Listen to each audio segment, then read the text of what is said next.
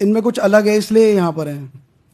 UPSC का अगर आप ऑफिशियल नोटिफिकेशन पढ़ेंगे, they have clearly mentioned that a well educated person should be able to answer the questions without any specialised study.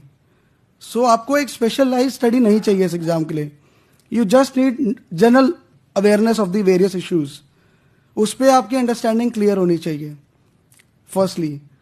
Then second part is you don't have to be किताबी कीड़ा कि दिन भर पढ़ रहे हैं। किसी आपके सीनियर ने कह दिया 12 घंटे पढ़ना है, सातों दिन पढ़ना है, नहीं तो नहीं होगा। आई बेट यू कि you can prove him wrong. जो मेरा नेचर है, एक कलीग ने भी बोला that he has got the habit of procrastination, delay करना कि यार आज नहीं पढ़ा, चलो कल कर लेंगे, कल नहीं परसों कर लेंगे। मेरे साथ क्या प्रॉब्लम है, मैं जैसे 3-4 घंटे पढ़ लेता हूँ तो उसके बाद ऐसा लगता है बहुत सारा पढ़ लिया, अब छोड़ो, बैठ जाओ आराम से, अब अगले दिन पढ़ेंगे। तो there is no one size fit all approach in UPSC. अगर आप मंडे टू सैटरडे भी 6 से 7 घंटे भी पढ़ रहे हैं, मोर देन सफिशिएंट, बट वो 100% आप अपना इनपुट दीजिए उस 6 से 7 घंटे में।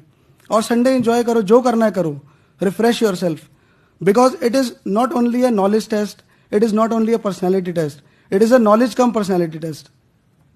यूपीएससी ने मेंशन किया है इंटरव्यू स्टेज में that it is a personality test, but what I personally believe कि प्रिलिमिनरी में भी वो आपकी पर्सनैलिटी चेक कर रहे हैं। In what way? इनडायरेक्टली, आपकी इंटेलिजेंट गेसिंग से। जो अब करंट ट्रेंड है, it is about how you are eliminating the wrong option. If you are able to do it, you will get the right answer. You cannot choose the right one, but you can eliminate the wrong one. And in mains also, आपके कौन से trace test हो रहे हैं personality के, that suppose जब हमें question paper मिलता है एग्जाम हॉल में, देर आर ओकेजन्स के शुरू के 3-4 क्वेश्चन की हवा ही नहीं लगी कि कहाँ से आया ये तो कभी सुना ही नहीं था हमने कि ऐसा भी कुछ होता है कि इंडिया में या पूरे वर्ल्ड में।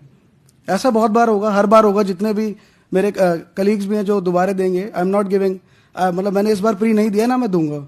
I am more than happy with this rank. तो ऐसा लगेगा कि यार ये क्या क्वेश्चन आ गया। मामले स्पेक्ट्रम पढ़ी, बिपिन चंद्रा पढ़ी, लक्ष्मीकांत पता नहीं क्या क्या पढ़ डाला सीनियर से पूछ के या अपने टीचर से पूछ के, लेकिन कहीं मेंशन नहीं था ये तो वहाँ आपकी टेस्ट हो रही है कि how you are able to handle the pressure. मैंने वो भी एक क्वेश्चन आया था, I would like to share it with you all. MacBride commission paper 2 में जीएस के ऑफ यूनेस्को पूछा था यूपीएससी ने। It was 20th question.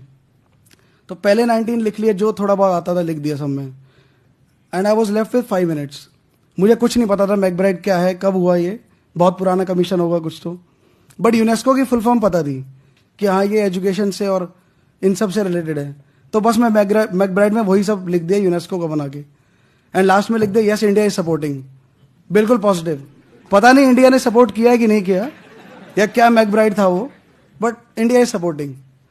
सो मुझे पता है उन्होंने, जिसने भी चेक किया होगा 0 दिया होगा 100%। बट एक आपका वो आप एक एटीट्यूड डेवलप कर रहे हो कि यार किसी भी क्वेश्चन से घबराना नहीं है हमें, बिकॉज डरने की इस एग्जाम में कोई ज़रूरत ही नहीं है ना। आज नहीं हो रहा, कोई बात नहीं, कल होगा। इसमें बहुत टाइम ऐसा आएगा जब आपको लगेगा कि यार आई एम फ्रस्ट्रेटेड। मतलब मेरे कलीग्स जैसे वसंत और मैं एक ही बैच के हैं, 2007 बैच के हैं बीजे से। सो हमारे कलीग्स एमडी कर रहे हैं, मतलब रेजिडेंट है बीजे में, इंडिया में कहीं पे भी, 1-2 की हो भी गई है। तो वो हमसे पूछते थे यार कब होगा तेरा यूपीएससी क्लियर। रांझना मूवी में डायलॉग भी है ना कि इश्क नहीं हो गया साला यूपीएससी हो गया, क्लियर ही नहीं हो रहा है। ठीक है, तो they used to ask me seriously कि यार कब होगा भाई, कब निकलेगा तेरा एग्जाम, मतलब तू इससे अच्छा पीजी कर ले। ऐसे टाइम्स आएंगे, ऐसे कमेंट्स भी मिलेंगे आपको। बट उस समय एक चीज याद रखना कि आपने अपने किसी भी फ्रेंड के लिए ये लाइन नहीं चुनी है, आपने अपने लिए लाइन चुनी है। ठीक है, व्हाट मैटर्स इज यू। और सपोर्ट सिस्टम की भी बात हुई आज यहाँ पे, वो बहुत इंपॉर्टेंट है। लेकिन मैं उसमें एक छोटी सी बात जोड़ना चाहूँगा। सबसे बड़ा सपोर्ट सिस्टम आपके पेरेंट्स हैं। जब वो आपके पीछे खड़े होकर कह देंगे ना कि बेटा बेटी हम तुम्हारे पीछे हैं, आप अपनी तरफ से बेस्ट करो, जो रिजल्ट आएगा देखी जाएगी, उस दिन आपको लगेगा कि हाँ हमने बहुत सही डिसीजन लिया है। बिकॉज जब आपके मन से डर खत्म हो जाएगा ना रिजल्ट को लेके, फिर आप अपना इस एग्जाम में बेस्ट शॉट देंगे, और जब आप बेस्ट शॉट दे देंगे फिर कोई नहीं रोक पाएगा। मतलब मैं ये चीज़ करता था कि रात को सोने से पहले I used to say to myself that I will clear this exam and nobody can stop me, trust me, ये इट वर्क्स लाइक वंडर्स। आपके अंदर इतनी पॉजिटिविटी भर देगा ना ये लाइन, जब आप ये खुद को बोलोगे, किसी और को नहीं बोलना चिल्ला के माइक पे कि लोग फिर बाद में मजे लें आपके कि यार ये क्या बोला था तुमने। ठीक है, खुद को बोलना है। और अगर जो अभी प्रिपरेशन नहीं कर रहे हैं तो एक बुक मैं सजेस्ट करूंगा, the power of your subconscious mind by doctor Joseph Murphy. It's really a very good book. आप उसको पढ़िएगा तो बहुत ज़्यादा आपको मोटिवेशन मिलेगी लाइफ में, हर एक चीज़ आपको बहुत आसान लगेगी।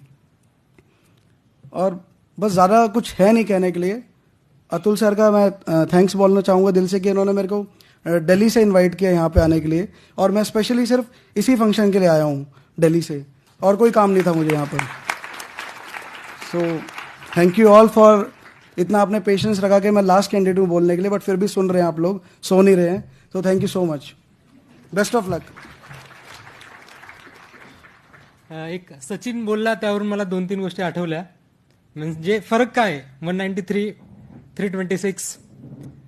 तर तो म्हणाला की तो दिवसातून 3 किंवा 4-5 तास अभ्यास केल्यावर त्याला असं वाटायचं की खूप अभ्यास केला.